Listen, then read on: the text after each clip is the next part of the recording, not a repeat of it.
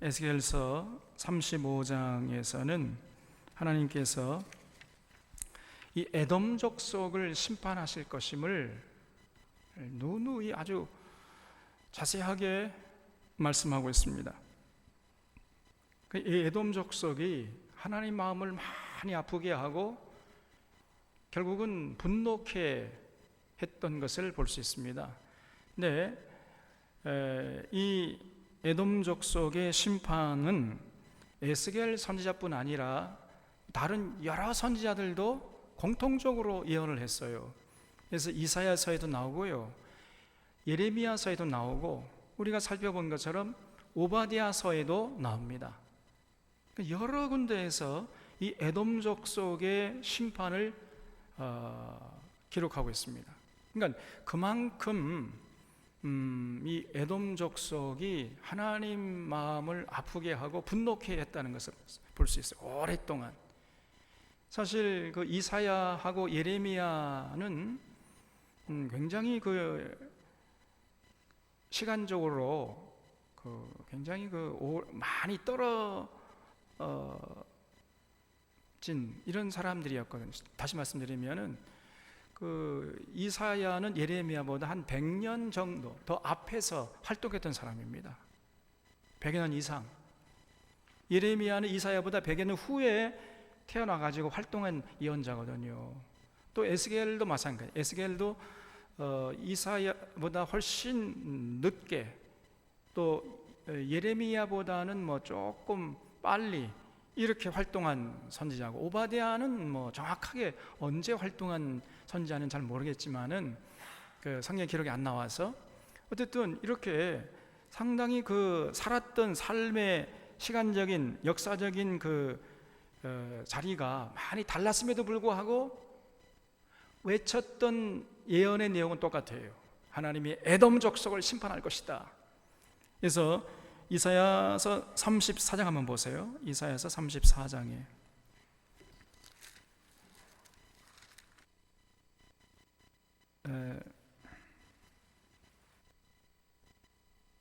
34장 5절 보면은, 여호와의 칼이 하늘에서 족하게 마셨은즉 보라, 이것이 에돔 위에 내리며 진멸하시기로 한 백성 위에 내려 그를 심판할 것이라 그랬죠. 8절에 이것은 여호와께서 보복하시는 날이요 시온의 성사를 위하여 신원하시는 해라.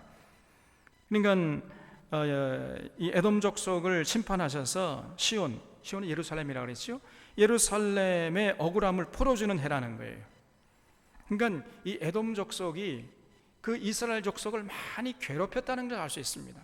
이스라엘 백성들이 이 에돔족 때문에 정말 죽을 고생을 많이 했단 말이죠. 그래서 하나님이 이 이스라엘의 억울함을 풀어주고 그 에돔 족속에게 보복하겠다. 9절에 보면 에돔의 시내들은 변화 역청이 되고 그 티끌은 유황이 되고 그 땅은 불붙는 역청이 되며 낮에나 밤이나 꺼지지 아니하고 그 연기가 끊임없이 떠오를 것이며 세세히 황무하여 그리로 지나갈 자가 영영이 없겠다. 그래서 완전히 이 에돔 족속이 황무지가 폐허가 되게 하시겠다, 이런 말씀을 이사야서에 기록하고 있죠. 다른 복음서에도, 다른 예언서에도 보면요, 그런 비슷한 내용이 나옵니다. 여러분 예레미야서 48장 보세요. 예레미야서 48장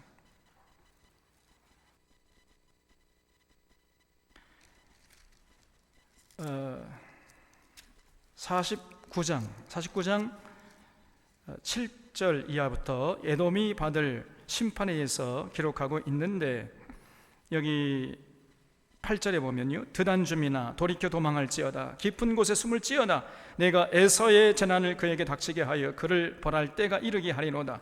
포도를 거두는 자들이 내게 이르면 약간의 열매도 남기지 아니하겠고 밤에 도둑이 오면 그 욕심이 차기까지 멸하느니라. 그러나 내가 에서의 옷을 벗겨 그 숨은 곳이 드러나게 하였더니 그가 그 몸을 숨길 수 없을 것이라. 그 자손과 형제와 이웃이 멸망하였은즉 그가 없어졌느니라. 그렇죠? 그래서 이 에돔 족속이 그냥 흔적도 찾을 수 없을 정도로 그냥 하나님이 싹 쓸어버리시겠다, 이런 무서운 말씀을 하고 있지요. 여기 16절 보면은요, 예레미야서 49장 16절에 바위 틈에 살며 산 꼭대기를 점령한 자여, 이게 에돔 족속이에요. 페트라라고 하는 그런 곳이 있습니다. 스스로 두려운 자인 줄로 여김과 내 마음의 교만이 너를 속였도다. 네가 독수리같이 보금자리를 높은 데에 지었을지라도 내가 그리로부터 너를 끌어내리리라 그랬죠. 그래서 그 에돔 족속들이요, 높은 곳에 그런 산성을 지어놓고는 여기는 안전하다 이래가 이 사람들이 교만했던 거예요. 난공불락의 요새를 만들어 놓고는요, 거기 안에 들어가 가지고 이 사람들이 자기들의 힘만 믿고 그렇게 이웃 나라에 쳐들어가 가지고 못 살게 굴었던 겁니다. 주로 이 에돔 족속이 못 살게 했던 나라가 어느 나라냐면은 북이스라엘과 남유다예요. 여러분, 북이스라엘, 남유다 다 합하면 이제 이스라엘이죠. 이스라엘하고 에돔 족속하고는 그 조상을 거슬러 올라가면은 누가 나오지요? 이스라엘 조상은 누굽니까? 야곱이죠. 에돔 족속의 조상은 누구요? 에서 아닙니까? 그 야곱하고 에서는 같은 형제 아니에요. 그러면 야곱의 후손이 이제 이스라엘 백성이 되었고 에서의 후손이 에돔 족속이 된 거 아닙니까? 그러면 이스라엘 백성들하고 에돔 족속하는 형제, 동족이에요, 동족. 그런데 이 동족을 못 살게 굴었단 말이에요.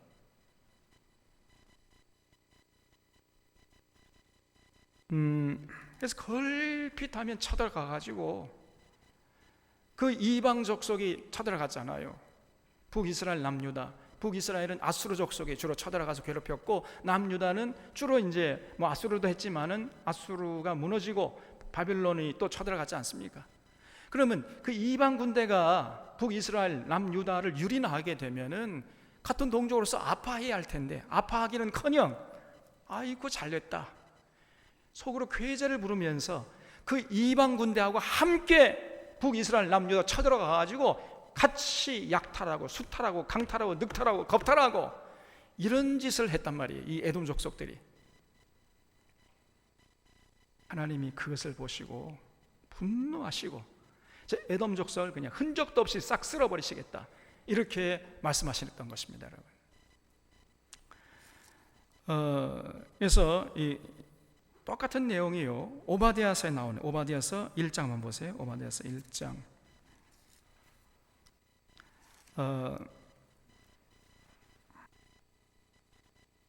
오바댜서 1장 5절에 보면은 아까 예레미야에서 한 말씀 비슷하게 나와요. 혹시 도둑이 내게 이르렀으며 강도가 밤중에 내게 이르렀을지라도 만족할 만큼 훔치면 그치지 아니하였겠느냐. 혹시 포도를 따는 자가 내게 이르렀을지라도 그것을 얼마쯤 남기지 아니하였겠느냐. 네가 어찌 그리 망하였는고. 그러니까 강도가 밤중에 들어와도요, 어느 정도 훔쳐가면요 만족하고 더 이상 안 옵니다. 또 도둑이 포도원에 들어와서 포도를 도둑질해도 어느 정도 훔쳐가면은 이제 배불러서 더 이상 들어오지 않잖아요. 얼마쯤은 남겨놓지 않습니까? 그런데 에돔 족속은 그렇게 되지 않을 거라면 완전히 망할 때까지 그냥 다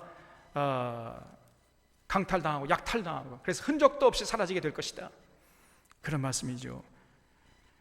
그래서 6절에 에서가 어찌 그리 수탈되었으며 그 감춘 보물이 어찌 그리 빼앗겼는고. 여기 8절에 여호와의 말씀이니라. 그날에 내가 에돔에서 지혜 있는 자를 멸하며 에서의 산에서 지각 있는 자를 멸하지 아니하겠느냐. 드만한 내 용사들이 놀랄지어다. 이로 말미암아 에서의 산에 있는 사람은 다 죽임을 당하여 멸절되리라 그랬어요. 하나님이 이 에돔 족속을 다 멸절시키겠다, 이거를 오바댜 선지자도 예언했고요, 예레미야 선지자도 예언을 했고, 이사야 선지자도 예언을 했고, 에스겔 선지자도 똑같이 예언을 했단 말이죠. 그만큼 이 에돔 족속이 하나님 앞에 하나님을 분노케 하는 이러한 나쁜 짓을 많이 했단 말이에요. 그러면 도대체 어떤 나쁜 짓을 했길래 하나님이 이렇게 분노하시겠습니까, 여러분? 여기 10절, 오바댜서 1장 10절에 보면 네가 네 형제 야곱에게 행한 포악으로 말미암아 그랬다는 거예요.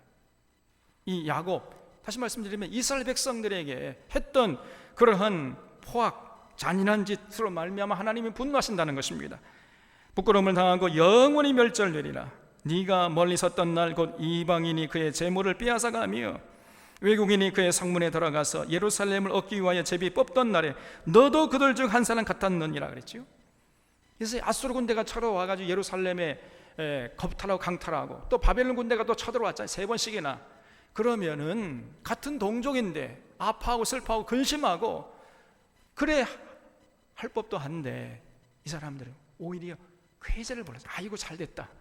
이참에 그냥 우리가 이방 군대에 함께 들어가서 같이 약탈하고 겁탈하고 수탈하고 강탈하고 늑탈하자, 이런 짓을 했다는 겁니다, 여러분. 그래서 외국인이 그 성문에 들어가서 예루살렘 얻기 위하여 제비 뽑던 날에 너도 그들 중 한 사람 같았느니라. 네가 형제의 날 곧 그 재앙의 날에 방관할 것이 아니며, 방관해서는 안 되는데 방관했다는 얘기예요. 이게 유다 자손이 패망하는 날에 기뻐할 것이 아닌데, 이렇게 해야 그 하나님의 뜻에 맞는 건데 정반대로 했어요, 이 사람들이. 그런데 패망하는 날이, 유다 예루살렘이 무너지는 날에 이 사람들은 기뻐해서는 안 되는데 기뻐했다는 거예요. 기뻐할 것이 아니며 그 고난의 날에 네가 입을 크게 벌릴 것이 아닌데 입을 크게 벌렸다는 거지요. 내 백성이 환난을 당하는 날에 네가 그 성문에 들어가지 않을 것이며, 근데 들어갔다는 얘기예요. 환난을 당하는 날에 내가 그 고난을 방관하지 않을 것이며 환난을 당하는 날에 네가 그 재물에 손을 대지 않을 것이며 내 거리에 서서 그 도망하는 자를 막지 않을 것이며 고난의 날에 그 남은 자를 원수에게 넘기지 않을 것이니라. 이렇게 하라고 했는데, 이것이 하나님의 뜻이었는데 이 사람들은 정반대로 했던 것입니다, 여러분. 그래서 외국 군대와 같이 들어가서 같이 약탈하고 같이 겁탈하고 같이 늑탈하고 수탈하고 강탈하고 이런 짓을 했던 거예요, 같은 동족을 향해서. 그래서 15절에 보면 여호와께서 만국을 벌할 날이 가까웠나니 네가 행한 대로 너도 받을 것인즉 네가 행한 것이 너의 머리로 그대로 돌아갈 것이다 그랬어요. 너희가 내 성산에서 마신 것 같이 만국인이 항상 마시리니 곧 마시고 삼켜서 본래 없던 것 같이 되리라. 네가 네 동족 이스라엘 백성을 괴롭힌 것처럼 너도 괴롭힘을 당하게 될 것이라는 거예요. 그래서 모든 열방들이 널 마셔가지고 흔적도 없이 사라지게 될 것이다. 27절에 오직 시온산에서 피할 자가 있으리니 그 산이 거룩할 것이요 야곱 족속은 자기 기업을 누릴 것이며 야곱 족속은 불이 될 것이요 요셉 족속은 불꽃이 될 것이요 에서 족속은 지푸라기가 될 것이라. 그들이 그들 위에 붙어서 그들을 불살할 것인즉 에서 족속의 남은 자가 없으리니 여호와께서 말씀하셨습니다 그랬지요. 이제 완전히 상황이 역전될 것이라는 겁니다. 얼마 전만 해도요, 에돔 족속이 불이었어요. 그리고 유다 족속은 불 앞에 지푸라기 신세였습니다. 여러분, 지푸라기가 불 앞에 조금 이렇게 가까이 불에 타버리면 어떻게 되겠어요? 흔적도 없이 사라져버리, 잿더미가 되어버리겠죠. 에돔 족속이 그렇게 될 것이라는 거예요. 과거에는 에돔 족속이 이스라엘 백성을 향해서 불이었어요. 그리고 이스라엘 백성들은 지푸라기였는데 이제 상황이 역전돼 가지고 이스라엘 백성들이 불이 되고 에돔 족속은 그 불 앞에 지푸라기 신세가 될 것이다. 이런 무서운 말씀입니다. 그래서 여기 18절 다시 읽어보면요, 요셉 족속은 불꽃이 될 것이에요. 이거 북이스라엘 말하죠. 그리고 에서 족속은 지푸라기 될 것이다. 에돔 족속이죠. 그들이 그들 위에 붙어서 그들을 불살은 것인지 에서 족속에 남은 자가 없으리니 여호와께서 말씀하셨습니다. 아주 그냥 순식간에 흔적도 없이 역사의 무대에서 사라지게 될 것이다. 이렇게 하나님이 에돔 족속을 향해서 분노했습니다. 근데 그렇게 분노한 이유가 뭐냐면은 같은 피를 나눈, 한 피를 나눈 동족임에도 불구하고 저들은 그렇게 동족이 고통당하는 것을 기뻐하고 즐거워하고 쾌재를 부르면서 그 동족의 고통에 고통을 더했던 것이에요. 이것이 하나님 앞에 분노를 산 에돔 족속의 죄악이었던 것입니다. 그래서 여기 에스겔서 35장 2절 보면은요, 이 사람의 자식아 내 얼굴을 세일산으로 향하고 그에게 예언하여 이르기를. 이 세일산, 이게 이제 요르단 남쪽에 있습니다. 그 세일산, 그 페트라라는 곳이 있다고 그래요. 조금 전에 그 특송한 우리 문신의 집사가 몇 년 전에 그 어디죠? 거기 갔었어요. 거기 아니 어느 봉사단체가 어디죠? 예? 크게 좀 얘기해봐요. 이렇게 하지 말고.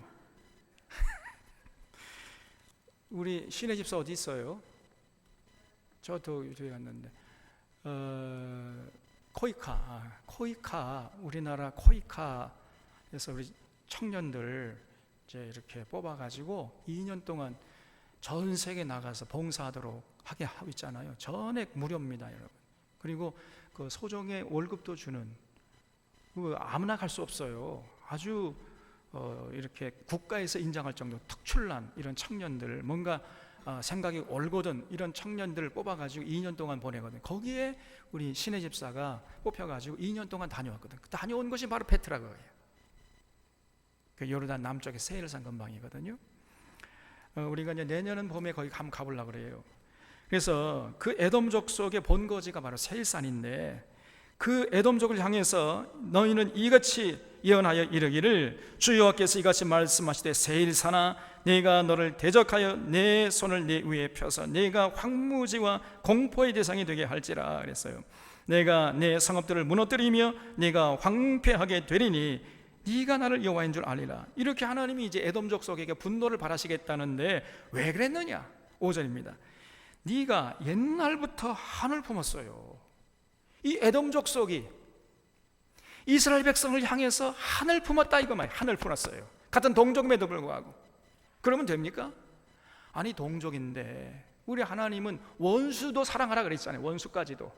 근데 동족인데도 불구하고 두고 보자, 그냥 한을 품었습니다. 내가 반드시 이 원수를 가겠다. 그래서 한을 품고 이스라엘 족속의 환난 때, 다시 말씀드리면 외국 군대가 이제 이스라엘 아수르가 쳐들어가고 바벨론이 쳐들어가고 이스라엘이 환난을 당했잖아요. 이스라엘 족속의 환난 때 곧 죄악의 마지막 때에 칼의 위력에 그들을 넘겨버렸습니다. 그래서 이방 군대가 쳐들어가면요 같이 쳐들어갔어요. 그래서 같이 약탈하고 수탈하고 겁탈하고, 아까 봤잖아요, 오바댜서에서. 이러한 못된 짓을 했던 것입니다, 여러분. 같은 동족이면은 어려울 때 도와야 할 건 아닙니까? 근데 한을 품어버렸어, 한을. 이것이 에돔족 속의 죄악의 원초적인 모습이었던 거예요. 그래서 6절에 그러므로 주 여호와의 말씀이니라, 내가 나의 삶을 두고 맹세하노니 내가 너에게 피를 만나게 한즉 피가 너를 따르리라 했어요. 끊임없이 이제 피 흘리게 될 것이다. 내가 피를 미워하지 아니했으니. 에돔족 속이요 피를 미워하지 않아요. 피를 좋아했습니다. 자꾸 피를 흘렸어요. 이방 군대가 쳐들어가면 같이 들어가서 피를 흘려, 사람을 함부로 잡아 죽이고 칼로 도륙하고 이런 짓을 하니까 네가 행한 대로 너도 당할 거야. 피가 너의 뒤를 따를 것이다. 내가 세일산이 황무지와 폐가 되게 하여 그 위에 왕래하는 자를 다 끊을지라. 내가 그 죽임당한 자를 그 여러 산에 채우되 칼에 죽임당한 자를 내 여러 맷뿌리와 골짜기와 모든 시내에 엎드러지게 하고 너를 영원히 황폐하게 하여 내 성읍들에 다시는 거주하는 자가 없게 하리니 내가 여호와인 줄을 너희가 알리라 그랬습니다. 그래서 북이스라엘 남유다가 외국 군대의 침공을 받아가지고 고통을 당할 때 같은 동족임에도 불구하고 같이 쳐들어가가지고 그 칼로 하나님의 택한 백성들을 그렇게 고통스럽게 했다는 것입니다. 그러니까 너도 네가 행한 대로 한번 당해봐. 하나님께서 이렇게 말씀하시면서 에돔족을 쓸어버리셨던 거예요. 아니, 사람이 살 수 없는 황무지가 되게 해버리겠다. 여러분, 에돔 족속을 향한 하나님의 분노가 얼마나 큽니까? 우리 하나님은 동일하시다 그랬잖아요. 그 에돔 족속을 바라보시면서 분노했던 하나님이 오늘날 이 한국을 바라보면서 분노하지 않겠습니까? 여러분이 참 이상한 게, 아니 저 북한은 같은 동족 아닙니까? 예? 그러면 북한이 어려울 때 돕는 것은 인지상정 아니에요? 이념을 떠나서 같은 피를 나눈 5천 년을 함께 살아온 동족 아닙니까? 동족. 그런데 한을 품어버렸어요. 누가 한을 풀어먹느냐? 세상 사람들은 이제 한을 다 풀었어요. 그런데 교회가 한을 품어. 그래가지고는요, 북한을 돕자, 북한에게 좀 구호품을 보내자 그러면요, 한국에 이를 갑니다. 그냥 이를 갈아요. 그리고 빨갱이라는 거예요. 빨갱이. 빨갱이를 돕자 하는 건 빨갱이다. 여러분, 그 일본이 우리에게 얼마나 못된 짓을 했습니까? 아까 조금 전에 우리 김 집사님 기도하신 것처럼 그 36년 동안 우리 이 나라, 이 땅, 이 금수강산을 능욕하지 않았습니까? 수많은 우리의 선조들을 다 총알바지로 그저 자기들의 성욕을 만족시키는 그러한 놀이개로 삼지 않았습니까, 여러분? 이 땅을 능욕한 일본은 저렇게 편을 들고 일본 욕하면 안 된다 그러고 한국교회가 그러고 있어요. 그러면서 같은 동족에게는 한을 품어. 동족을 돕자고 그러면요, 동족을 같이 평화롭게 같이 살자고 그렇게 하면은 저 문재인 정부를 빨갱이 물러가라고 그러고, 이 나라 국민들이 뽑은 대통령을 빨갱이라고 그러고 빨갱이 내려오라고 그러고 하야시키라고 그러고 한국교회가 앞장서고 있습니다. 지금요. 이 정신 나간 것들 아닙니까? 이 사람들은 전혀 하나님을 알지 못하는 자들이에요. 하나님의 이름으로 하나님의 뜻을 능욕하고 짓밟고 있는 것들입니다, 여러분. 에돔 족속을 향해서 하나님은 분노하셨던 것처럼 이런 한국교회를 바라보면서 하나님이 분노하지 않겠습니까, 여러분? 우리가 좀 남한은 하나님의 은혜로 좀 잘 살게 됐잖아요. 그러면 북한이 어려울 때 돕는 것은 이것은 하나님의 뜻에 맞는 것입니다. 그리고 지금 물론 김정은 이 3대로 세습하면서 독재하는 것, 그 잘못된 것이지만은, 그러나 우리가 같이 또 한민족이 되어가지고 같이 살아가야 할 동족이기 때문에 어려움이 있는 거 아닙니까? 그래서 문재인 정부가 어떻게 하든지 간에 이 미국하고 이 북한하고 좀 이렇게 관계를 회복해가지고 평화 조약을 맺고 평화 공존, 평화 교류, 그래서 평화 통일의 길로 나아가게 하려고 그렇게 애를 쓰는데, 그걸 보고 이 한국교회가요 못 참는 거예요. 그리고 온갖 거짓 뉴스를 퍼뜨리고 온갖 험담을 해대고 있습니다. 저 문재인이가 사회주의라는 빨갱이 공산주의라는 둥, 이 대한민국 김정은에 갖다 바치려고 한다는 둥, 말도 안 되는 회계망측한 얘기를 하고 있어요. 모든 가짜 뉴스가 지금 한국 교회에서 나오고 있습니다, 여러분. 이거는 교회가 아닙니다. 하나님의 이름으로 하나님을 짓밟고 있어요. 능욕하고 있단 말이죠.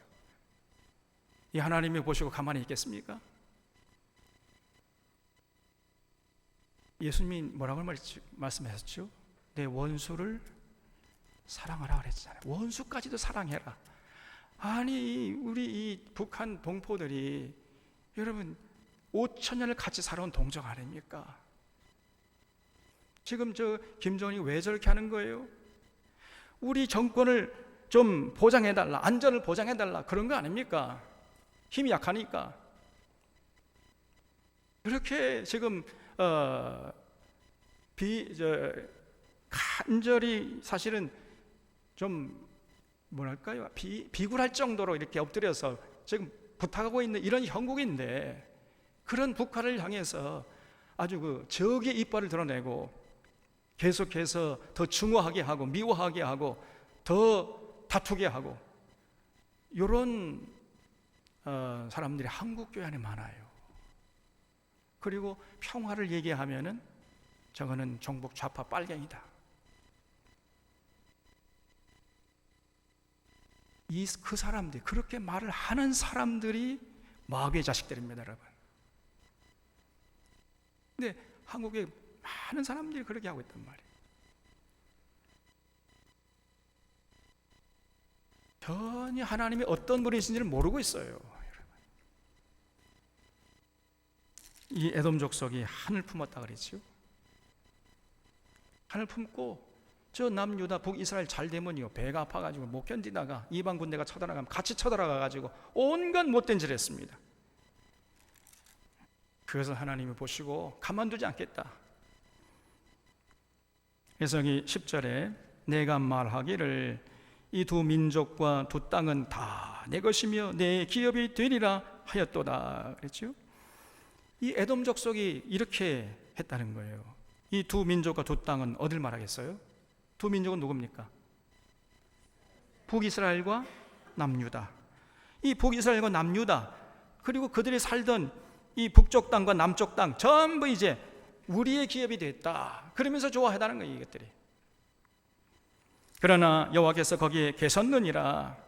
그러므로 주 여호와의 말씀이니라. 내가 나의 삶을 두고 맹세하노니 내가 그들을 미워하여 노하며 질투한 대로 내가 내게 행하여 너를 심판할 때에 그들이 나를 알게 하리라 그랬어요.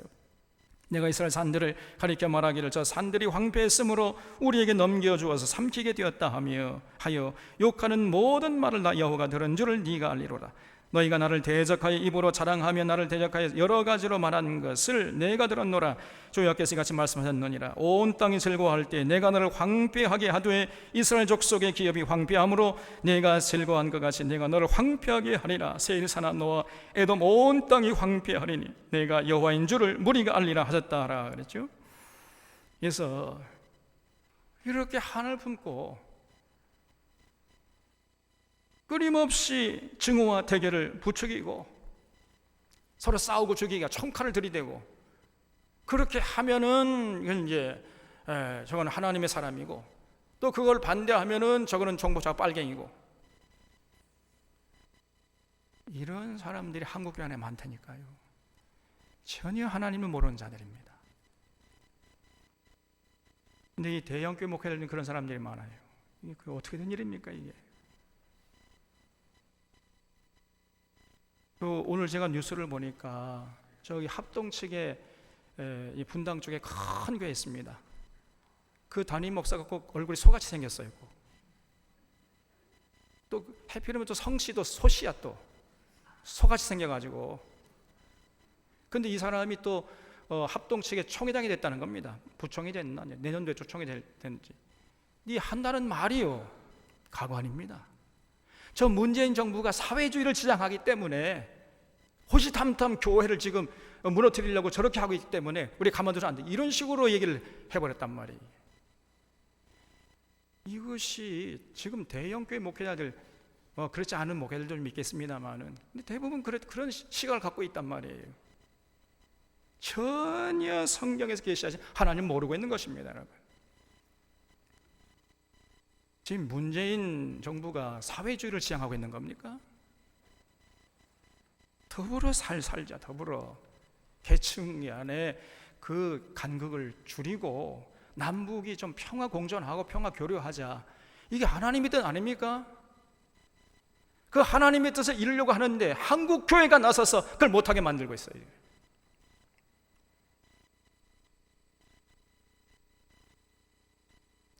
오히려 저것들이 마귀의 자식들입니다, 여러분. 그런 이 세상을 보는 눈을 여러분 갖고 계셔야 돼요. 큰 교회 목회하니까 뭐 틀림없겠지. 천만의 말씀 만만의 콩떡입니다. 아니 소가 뭘 알겠어요. 소같이 생겨가지고.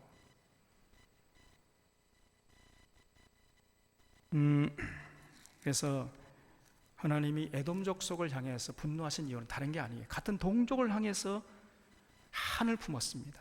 증오심을 품어가지고 온갖 못된 줄 알고 그 칼을 가지고 함부로 사용하고 피를 흘리게 하고 그걸 좋아하고. 오늘날도 여러분 우리가 그런 모습을 절대로 반복해서는 안 됩니다. 그러니까 우리가 한을 품으면 안 되잖아요. 계층 간의 감정도 뛰어넘어야 되고요. 지역 감정도 뛰어넘어야 되고 이념의 간극도 뛰어넘어야 돼. 복음은 그런 능력이 있는 줄로 믿습니다. 예? 아니, 이 복음의 능력이 이념도 못 넘는다는 거예요? 그 정도밖에 안 되는 것입니까? 복음의 능력이? 복음은요, 어떤 자라 할지라도 그 주님의 그 사랑의 용광로에 들어가가지고 전부 녹여버리고 하나 되게 하는 거예요. 그런 능력이 복음에 있는 줄로 믿습니다. 이 복음 안에 있으면서도 여전히 이념에 간극도 뛰어넘지 못하고 여전히 지역 감정에 휘둘리고 여전히 계층의 감정에 휘둘리고 이런 사람은요, 사실은 예수 믿는 사람이 아닙니다. 예수 믿는다고 할 뿐이지 가짜, 짜가지, 짝퉁이지요. 절대 진짜 예수 믿는 사람이 아닙니다. 이런 자들이 한국 교회에는 너무나 많아요. 지금요. 특히 지도층 중에서. 거기에 절대로 여러분들이 휘둘리면 안 됩니다. 우리 사랑하는 찬원의 교우들은 이 시대를 잘 분별하는 그런 지혜가 넘칠 수 있기를 주님의 이름으로 부탁을 드립니다, 여러분. 그래서 성경을 우리가 제대로 잘 알아요. 성경에 계신 하나님이 어떤 분이신가. 그래서 이 36장에 보면은 바로 그러한 마음의 한을 품고 자기 동족을 향해서 원망하고 분노하고 증오하고 그 칼을 들이댔던 이 에돔 족속을 심판하신다고 말씀하시면서 그 에돔 족속에게 고난을 당했던 이스라엘 백성들은 회복시킬 것이다, 이런 말씀을 36장에서 하고 있어요. 자, 36절 1절에 이 사람의 자식아, 너는 이스라엘 산들에게 예언하여 이르기를, 이스라엘 산들아 여호와의 말씀을 들어라. 주 여호와께서 이같이 말씀하시기를, 원수들이 내게 대하여 말하기를. 이 원수는 누구겠어요? 에돔 족속들, 그리고 아수르, 바빌론, 이런 사람들이죠. 내게 대하여 말하기를, 아하, 옛적 높은 곳이 우리의 기업이 되었도다 하였느니라. 여기 높은 곳을 쳐보세요. 이 높은 이 예루살렘이요, 해발 800m 이상 되는 굉장히 높은 지대에 조성된 도시라 그랬죠. 그래서 아크로폴리스예요. 아크로라는 말은 높은, 폴리스 도시라는, 높은 곳에 조성된 도시예요. 저희 이스라엘 땅은요, 높은 곳에 도시들이 조성되어 있습니다. 우리는 높은 산에 도시가 조성되지 않고 어떤 사람들이 거기 모여서 삽니까? 가난한 사람들, 서민들이 거기 옹기종기 모여 살죠. 그런 동네 우리가 뭐라고 그래요? 달동네라고 그러죠. 우리 한국은 높은 산에 서민들이 살아요. 달동네가 있지만은 이 팔레스타인 땅은요, 높은 곳에 아주 높은 사람들이 살아요. 부자들이 살아요. 기득권층들이 삽니다. 그래서 예루살렘이 높은 곳에 조성됐단 말이죠. 그래서 아하, 옛적 높은 곳, 이 예루살렘만 하죠. 내게 대한 말하기를, 아하, 옛적 높은 곳이 우리의 기업이 되었도다. 그러면서 이 초하는 에돔 족속, 그리고 아수르 그 바벨론 족속을 향해서 이렇게 하나님께서 말씀하셨다는 거죠. 3절, 그러므로 너는 예언하여 이르기를, 주 여호와께서 이같이 말씀하시기를, 그들은 너희를 황폐하게 하고 너희 사방을 삼켜 너희가 남은 이방인의 기업이 되게 하여 사람의 말거리와 백성의 비방거리가 되게 하였도다. 해서 이 바벨론, 아수르, 또 에돔 족속이 이스라엘 백성들을 괴롭혔잖아요. 그래서 황폐하게 하고 그냥 사방에서 삼켜가지고 이방 사람들의 조롱거리가 되게 했잖아요. 자, 4절, 그러므로 이스라엘 산들아 주 여호와의 말씀을 들을지어다. 산들과 맷뿌리들과 시내들과 골짜기들과 황폐한 사막들과 사방에 남아있는 이방인들의 노략거리와 조롱거리가 된 버린 성읍들에게, 이 예루살렘 성이죠. 그리고 사마리아 성, 이방 군대들에게 짓밟힌 그 이스라엘 백성들 하나님이 이제 회복시키겠다는 거예요. 주 여호와께서 이같이 말씀하셨느니라. 5절, 주 여호와께서 이같이 말씀하시기를, 내가 진실로 내 맹렬한 질투로 남아있는 이방인과 에돔 온 땅을 쳐서 멸하였노니 이는 그들이 심히 즐거워하는 마음과 멸시하는 심령으로 내 땅을 빼앗아 노력하여 자기의 소유를 삼았습니다. 그랬죠. 앞을 보세요, 여러분. 이게 하나님의 당시 심정이었습니다. 하나님의 심정이 굉장히 복잡했다는 것을 알 수 있습니다. 그럼 우리가 그 요나서까지 돌아가서 보면은 하나님이 아무리 해도 이스라엘 백성들 안 돌아왔잖아요. 돌아오라고 그렇게 외쳐도 안 돌아왔잖아요. 그러니까 요나야, 너 되지도 않는 저 이스라엘 백성 놔두고 저 니느웨로 가봐라. 가서 외쳐라. 이 3일교를 하루만 외치니까요, 아수르 이 느헤 백성들이 전부 찰떡까지 알아듣고 회개하고 돌아왔잖아요. 야, 회개는 저렇게 하는 거야. 하나님이 기분 좋으셔가지고 아수르 군대에게 복을 주셔가지고 강성케 한 다음에, 너희들 가서 내 택한 이스라엘 백성들이 가가지고 회개는 이렇게 하는 거야 라고 한 수 좀 가르쳐줘라. 저것들 정신 차리도록 한 대만 때려라, 그렇게 말씀하셨던 거거든요. 그러면 한 대 얻어 터지면은 아플 거 아닙니까? 아프니까 정신이 번쩍 나가지고 아이고 하나님께 돌아가겠지, 내게 돌아오겠지. 이렇게 해서 얘들아 너 가가지고 내 택한 이스라엘 백성들 한 대만 때려. 그리고 아수르 군대를 보냈더니요, 이 아수르 군대가 한 대 때리는 게 아니라 10대 때리고 한 대 더 때려요. 죽으라고 때리는 거예요 그냥. 그러니까 그렇게 하나님의 택한 백성이, 하나님의 택한 자녀들이 얻어 터지는 걸 보고 하나님이 이제 또 그냥 막 안절부절 하시는 거예요. 저러다가 내 새끼 다 죽겠다 막. 이게 하나님의 심령이었단 말이에요. 하나님이 이럴 수도 없고 저럴 수도 없고, 이스라엘 백성들 좀 정신 차리라고 한 대만 때리라고 보냈더니 이것들이 10대 때리고 더 때려요. 또 죽으라고 때려. 그러니까 그 맞는 모습을 보시면서 또 하나님이 아파하셨단 말이에요. 이스라엘 백성들이 맞는 모습을 보면서 여기 스가랴서 1장 한번 보겠습니다. 스가랴서 1장 15절. 우리가 이렇게 성경을 전체 한쪽 이렇게 통전적으로 볼 수 있습니다. 스가랴서 1장 15절 말씀에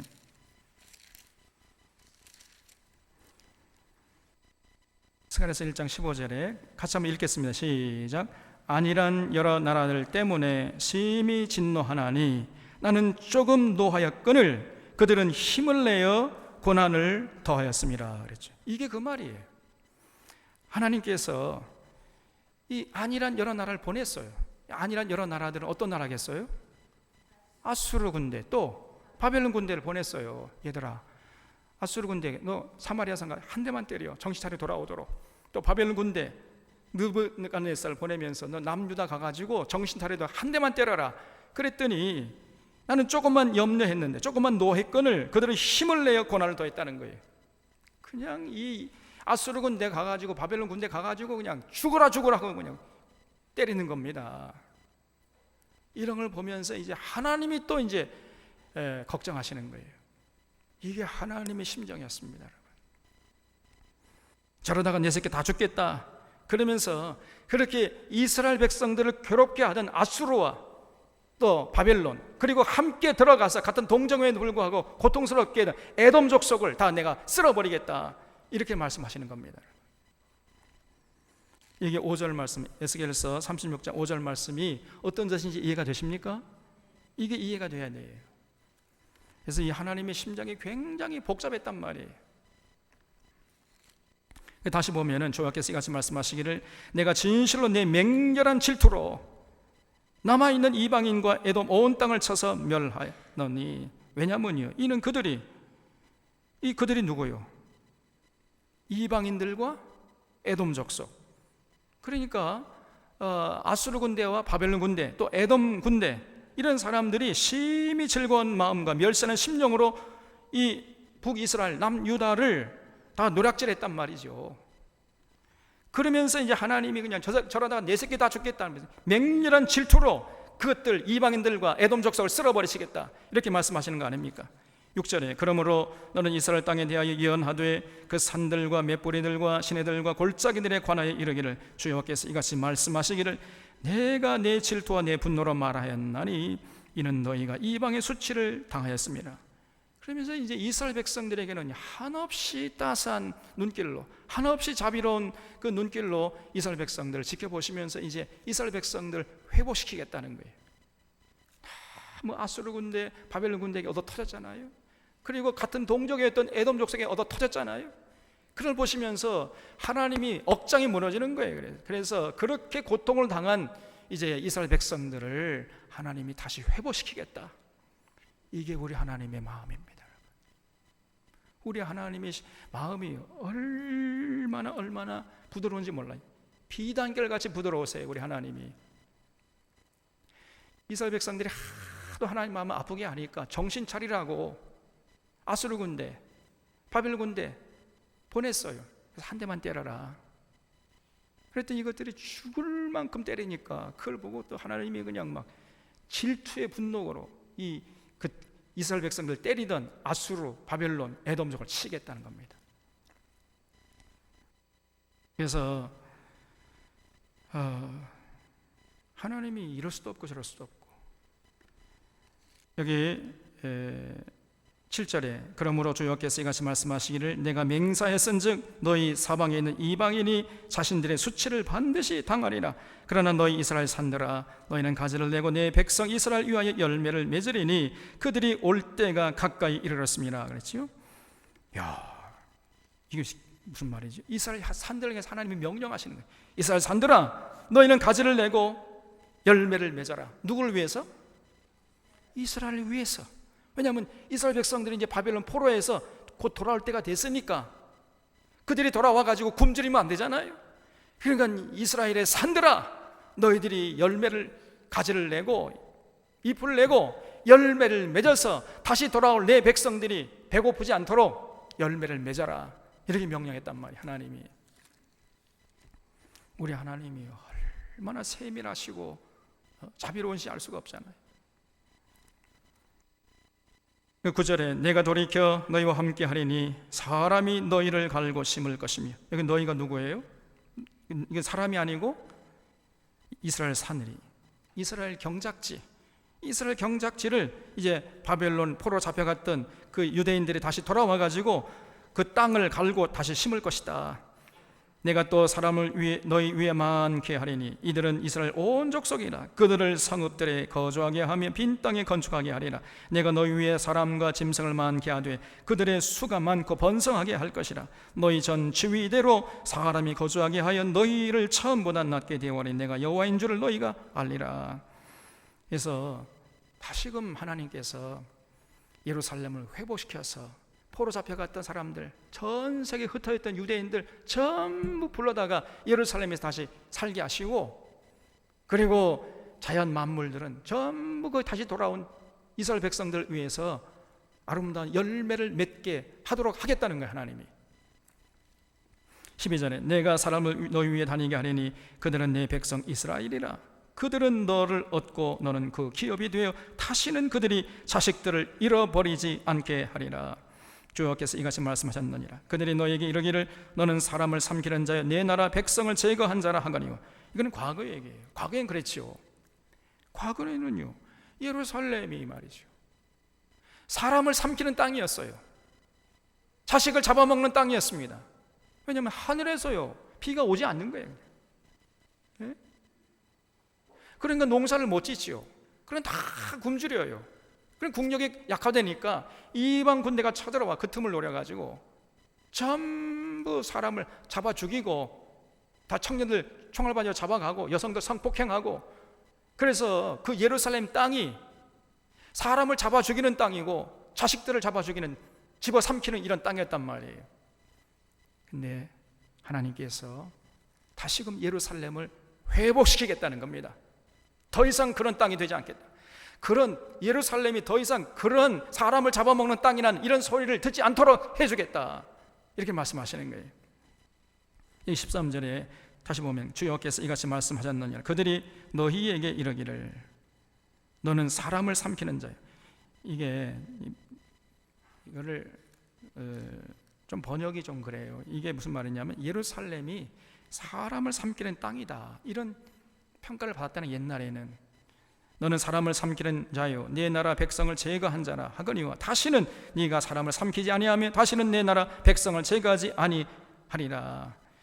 그러한 악평을 다시는 듣지 않도록 하나님께서 도와주시겠다는 거예요. 예루살렘을 회복시키겠다 그런 얘기죠. 내가 또 너를 여러 나라의 수치를 듣지 않게 하며 만민의 비방을 다시 받지 않게 하며 내 나라 백성을 다시 넘어뜨리지 아니하게 하리라. 주 여호와의 말씀이니라 하셨다 하라. 16절에 여호와의 말씀이 또 내게 임하여 이르실 때 이 사람의 자식아 이스라엘 족속이 그들의 고국 땅에 거주할 때에 그들의 행위로 그 땅을 더럽혔나니 나 보기에 그 행위가 월경 중에 있는 여인의 부정함과 같았느니라 그랬어요. 그러니까 왜 하나님이 이스라엘 백성들을 저 아수르 군대 보내가지고 또 바벨론 군대 보내가지고 그렇게 나라를 망케 할 정도로 그렇게 분노하셨는가? 그 이유가 뭐냐 말이죠.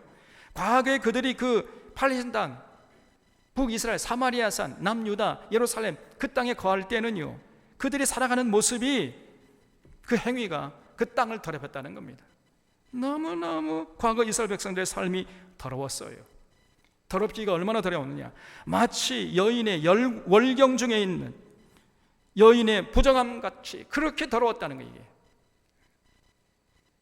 온갖 이 이스라엘 백성들이 생각하는, 말하는 것, 행동하는 것이, 추구하는 것이 전부 하나님을 분노케 하는 것들 뿐이었습니다.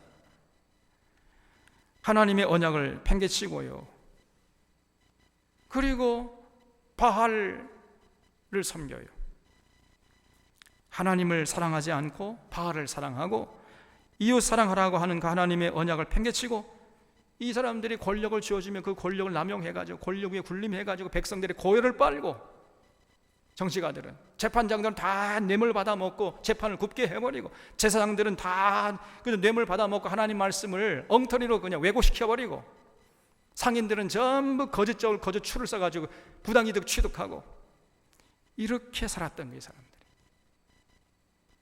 그래서 그들이 그들의 행위로 그 땅을 얼마나 더럽혔던지, 마치 조금 이 비유가 좀 우리 그런데 월경 중에 있는 여인의 부정같이 그렇게 했다는 거예요.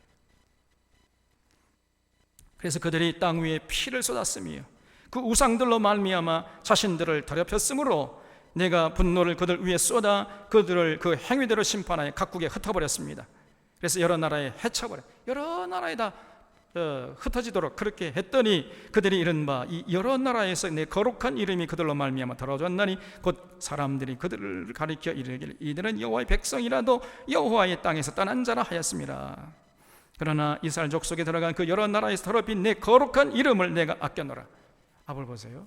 하나님이 너무 화가 나가지고 이스라엘 백성들이 하는 행위가 너무 더러워요. 너무 더러워. 그래서 땅을 너무 더럽히기 때문에 하나님께서 그냥 이스라엘 백성을 다 흩어버렸잖아요.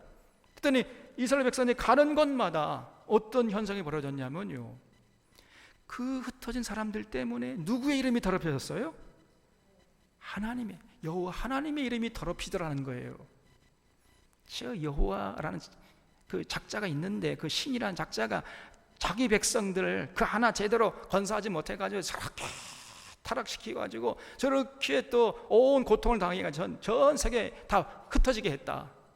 이래가지고 하나님이 조롱을 받더라는 거예요. 하나님의 이름이 더럽혀졌어요. 그 하나님이 이렇게 할 수도 없고 저렇게 할 수도 없고. 그래서 이제 하나님의 이름을 위해서 이스라엘 백성들이 이뻐서가 아니라 하나님의 이름을 거룩하게 유지하게 하기 위해서 이스라엘 백성을 다시 회복시키겠다는 거예요. 그래서 하나님이 그렇게 나쁜 하나님이 아니고 힘없는 하나님이 아니라는 사실을 모든 열방들에게 보여주시겠다는 겁니다. 22절에 그러므로 너는 이스라엘 족속에게 이르기를 주 여호와께서 이같이 말씀하시기를 이스라엘 족속아 내가 이렇게 행함은 너희를 위함이 아니요 너희가 들어간 그 여러 나라에서 더럽힌 나의 거룩한 이름을 위함이라 그랬어요. 다시금 하나님이 이스라엘 백성들을 회복시키려고 했던 것은 이스라엘 백성들이 잘나서도 아니고 이뻐서도 아니고 여호와의 이름을 거룩하게 회복시키고 유지하게 하기 위해서 그렇게 하겠다는 거예요. 여러 나라 가운데에서 더럽혀진 이름 곧 너희가 그들 가운데에서 더럽힌 나의 큰 이름을 내가 거룩하게 할지라. 내가 그들의 눈앞에서 너희로 말미암아 나의 거룩함을 나타내리니 내가 여호와인 줄을 여러 나라 사람이 알리라 그랬어요. 여러분, 우리 하나님이 그렇게 시시한 잡신이 아니지 않습니까? 근데 사람들이 볼 때에는요, 하나님이 이스라엘 백성들이 화를 내고 막 여러 흩어버리고 고통당하게 하니까 아이고 뭐 신이 뭐 저래? 자기 백성 하나 제대로 복도 못 주고 말이야 저렇게 고생하게 하고 다 나라 많게 하고 여러 나라로 흩어버리게 하고 저러고 무슨 신이야 저게? 이렇게 하나님의 이름이 더럽혔단 말이에요. 지금 하나님이 능력이 없어서 그런 게 아니지 않습니까? 이스라엘 백성들의 죄악 때문에 이스라엘 백성들을 정결케 하기 위해서 하나님께서 이스라엘 백성들이 저렇게 고통스럽게 했는데 주변 사람들이 보기에는 하나님이 능력이 부족해가지고 저런 게 무슨 하나님이냐 그러면서 하나님의 이름이 더럽혀졌단 말이에요. 그래서 하나님이 하나님의 이름을 거룩하게 하기 위해서 다시 이스라엘 백성들을 회복시키겠다는 거예요.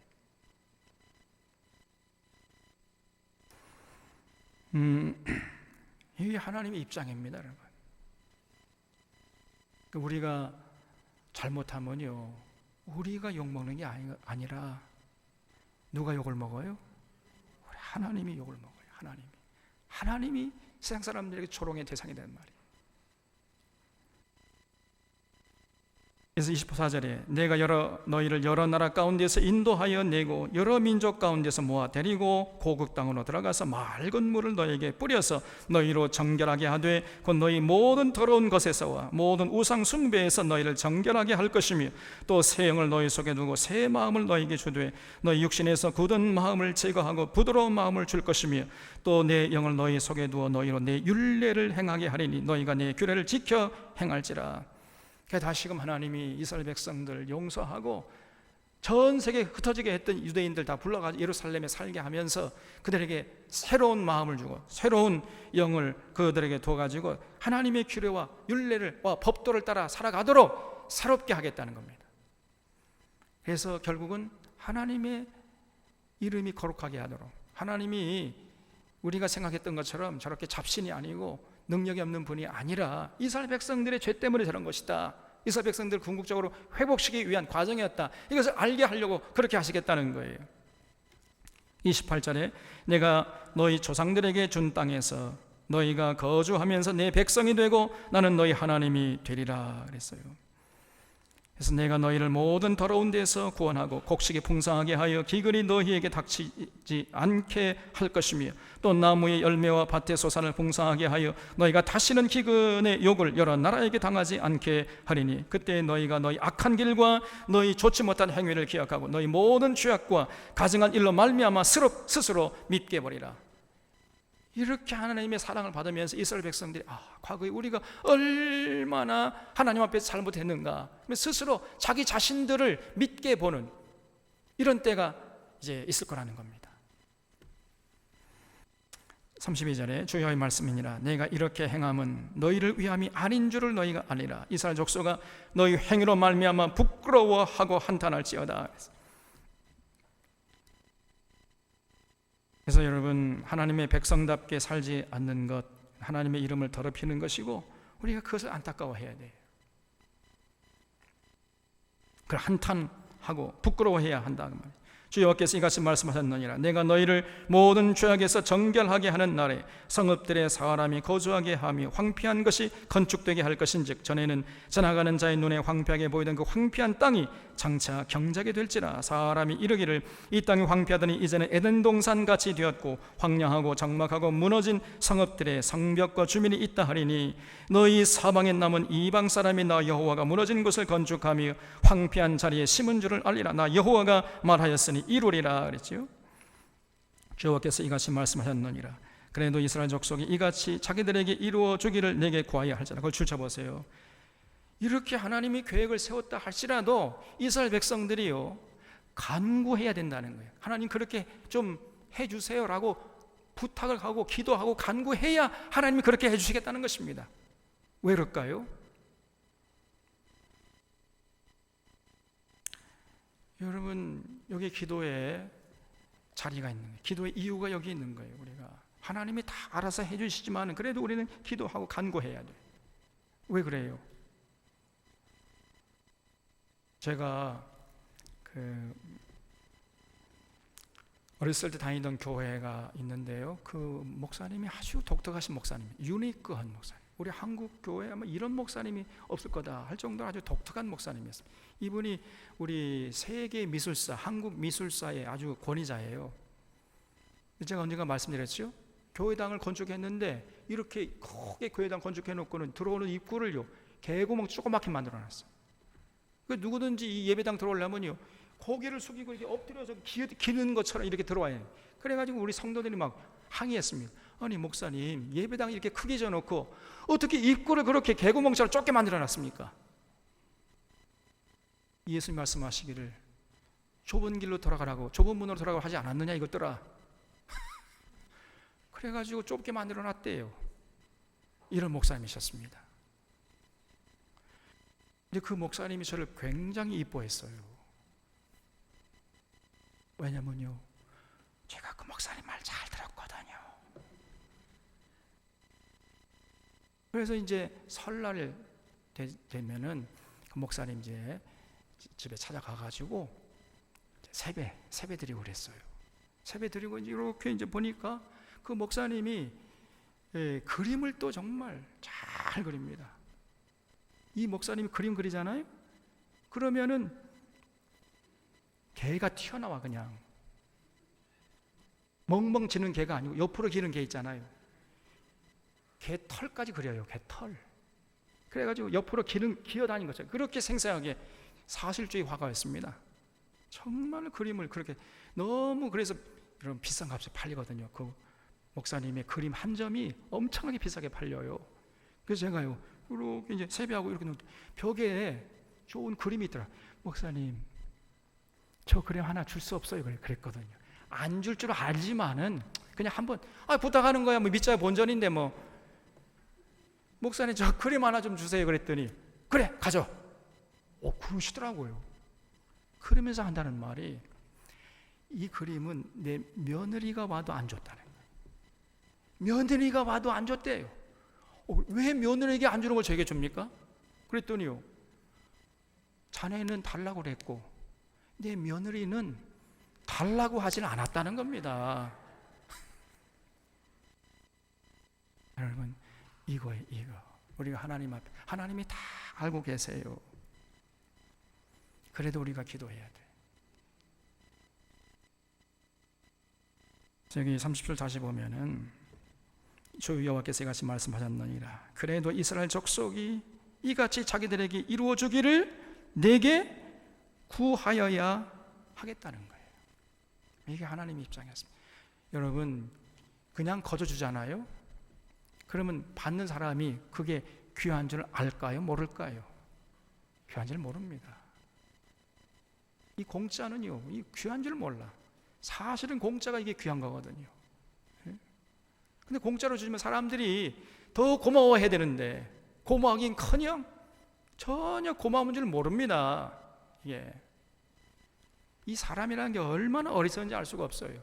그거 비싸게 바꿔주면은 이게 뭔가 귀한 것인 줄 알아요. 이 어리석은 것들이. 여러분, 우리가 공짜로 얻는 건 전부 다 귀한 것들이에요. 보세요. 공기나 물이나 전부 거저었잖아요. 다 귀한 거 아닙니까? 귀한 거를 거저받으면 고마운 줄 모른다니까요. 그래서 하나님이 너희들 구해라. 그래 내가 이루어주겠다. 이렇게 말씀하십니다. 그래서 이 성경 교재 같은 것도 그냥 주면 고마운 줄 모릅니다. 이게 뭐 얼마나 가치 있는 건지 몰라요. 100만 원 받고 팔려고 그러면 야, 이거 비싼 거, 귀한 건가 보다. 그저 안 되니까요. 전부 다 이 세상에 다 세뇌되어 있어요. 그래서 하나님의 심정이 바로 이러했던 거예요. 이스라엘 백성들이 어떻게 하든지 복을 주고 싶은데 이스라엘 백성들이 엉뚱한 짓을, 자꾸 뻘짓을 해. 뻘짓을. 그 돌아오라고 그렇게 하나님이 때로는 이제 한 대 때리거든요. 그래서 바벨론 군대 보내고 아수르 군대 보내고, 그럼 돌아오길 기대하면요 더 엉뚱한 곳으로 다 가버려요. 그리고 보냈던 이 하나님의 회초리였던 아수르 군대가 바벨론 군대는 그냥 열대 때리고 한 대 더 때리고 죽을 만큼 때리고, 그러니 하나님이 그냥 심정이 복잡해가지고요 이럴 수도 없고 저럴 수도 없고. 여러분, 이런 하나님의 입장을 우리 사랑하는 샤론의 교우들은 헤아릴 수 있기를 주님의 이름으로 부탁을 드립니다. 우리 하나님은요 어떻게 하든지 간에 하나님의 백성이 잘 되기를 바라고 복 주기를 바라는 거예요. 어떻게 하든지 복을 주려고 그러세요. 어떻게 하든지 행복하게 하고 그냥 하늘에 그냥 있는 거 없는 거 다 줘가지고 정말 복을 누리도록 그렇게 해주고 싶은데, 문제는 이 하나님의 백성들이 어리석어요. 그래서 아무리 복을 주려고 해도 그 복을 받아 누리질 못해. 이게 문제인 것입니다. 여러분. 마치 우리 부모 같아요. 부모님이 우리 자녀들 행복하기를 원하잖아요. 그래서 그 행복을 바라는 마음으로 이거 해라 저렇게 해라 이렇게 잔소리하면은 그걸 듣기 싫어하는 거예요. 그러니까 말 안 들으니까 이 부모님이 속이 상해가지고 때론 매를 들잖아요. 그냥 다리 몽댕이 그냥 부러지도록 정신 차리라는 거지요. 그러면 입이 이만큼 나가가지고 네 새끼 다 죽여라, 죽여 그냥 막. 이것도 부모를 원망을 해 또. 이렇게 어리석습니다.